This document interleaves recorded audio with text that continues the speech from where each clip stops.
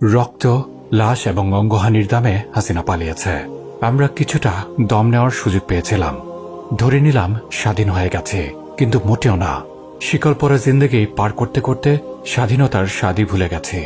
নিজেকে প্রশ্ন করুন, এই বেটা বল, তুই জানিস স্বাধীনতা কাকে বলে?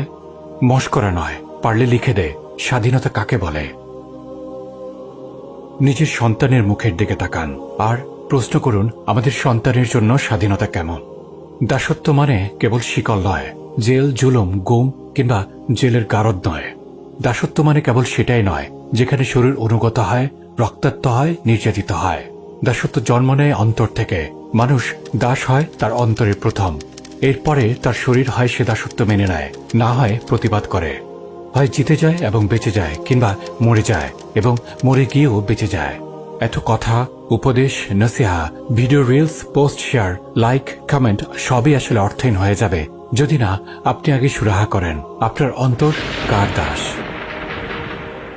দল, প্রতীক, শীষ, জুতা, মোজা, কলম, চেয়ার, হাবিজাবি, লাউ, কদু, সংবিধান, গণতন্ত্র, সংসদ, সভা, আইন, প্রশাসন, চেতনা, আদর্শ, মাই ফুট। যে বিধান লিখেছে এমন একজন যে 2 বার মূত্রনালী দিয়ে বের হয়েছে। যে বিধান লিখেছে এমন একজন যে মরে গেলে পচে যায়, গলে যায়, গন্ধ হয়ে যায়। তার লেখা সে বিধান আমার পায়ের নিচে। তাকেই দেখুন, সবাই তার নেতা, দল, আদর্শ, প্রতীক, ব্যানার, ফেস্টুন নিয়ে রেডি আছে।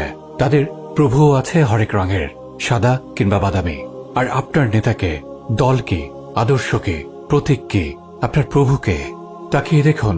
জুলাইয়ের হায়নারা আজ আর মোড়া ভাঙছে, তাদের হিংস্র হাসি বের হয়ে আসছে।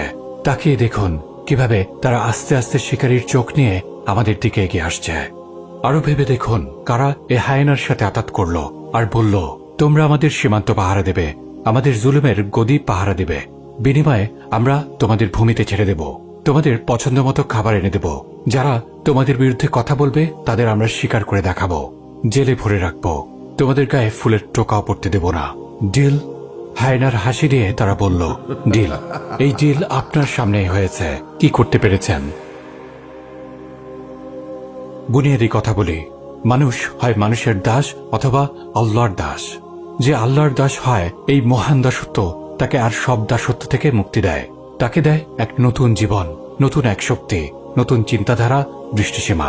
সে বুলেটের সামনে 2 হাত মেলে দাঁড়িয়ে যায়, কিংবা আগ্রাসনের সামনে পাহাড় হয়ে যায় আর বলে, আমি তো ভীষণ আশা রাখি একদিন একটা বুলেট এসে আমার বুক বিদ্ধ করবে আর আমি হাসতে হাসতে আল্লাহর কাছে সাক্ষাৎ করতে চলে যাব। চোখ খুলে দেখে নিন, কান খুলে শুনে নিন। এটিই হলো সেই দাসত্ব, যে দাসত্ব একজন মানুষকে প্রকৃত মুক্তি দেয়। দুনিয়ার কোনো ভয়, ডর, শক্তি, সম্পদ তাকে টলাতে পারে না, কিনে নিতে পারে না, দমাতে পারে না, নত করতে পারে না।